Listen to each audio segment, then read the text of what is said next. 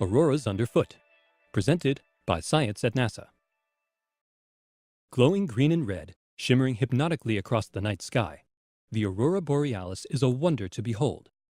Longtime skywatchers say it is the greatest show on Earth. It might be the greatest show in Earth orbit, too. Some 400 kilometers above our planet, astronauts on board the International Space Station enjoy a unique view of Earth's polar lights, up close and personal. We can actually fly into the auroras, says astronaut Don Pettit, a flight engineer for ISS Expedition 30. It's like being shrunk down and put inside of a neon sign. Auroras are caused by solar activity. Gusts of solar wind and coronal mass ejections strike Earth's magnetic field, rattling our planet's protective shell of magnetism. This causes charged particles to rain down over the poles, lighting up the atmosphere where they hit. The physics is akin to what happens in the picture tube of a color TV. Incoming particles are guided by Earth's magnetic field to a pair of donut-shaped regions called auroral ovals.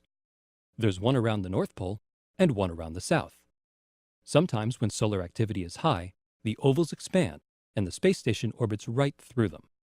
That's exactly what happened in late January 2012, when a sequence of powerful solar flares sparked a light show that Pettit says he won't soon forget. The auroras could be seen as brightly as city lights on the Earth below, and even in the day-night terminator of the rising and setting sun. It was simply amazing. Pettit is a skilled astrophotographer. He and other members of the crew video recorded the displays, producing footage that officials say is some of the best ever taken from Earth orbit. The videos capture the full range of aurora colors: red, green, and many shades of purple. These hues correspond to different quantum transitions in excited atoms of oxygen and nitrogen. The precise color at any altitude depends on the temperature and density of the local atmosphere.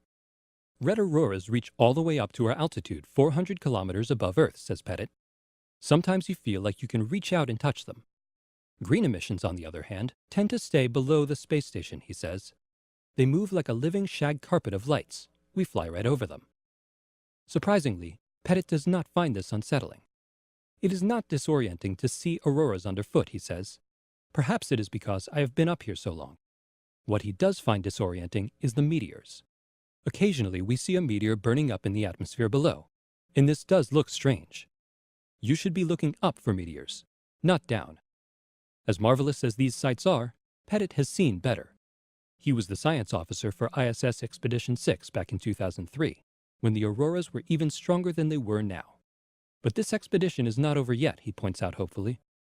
Indeed, more auroras are in the offing. Following some recent years of deep quiet, the sun is waking up again. Solar activity is now trending upward, with a maximum expected in early 2013.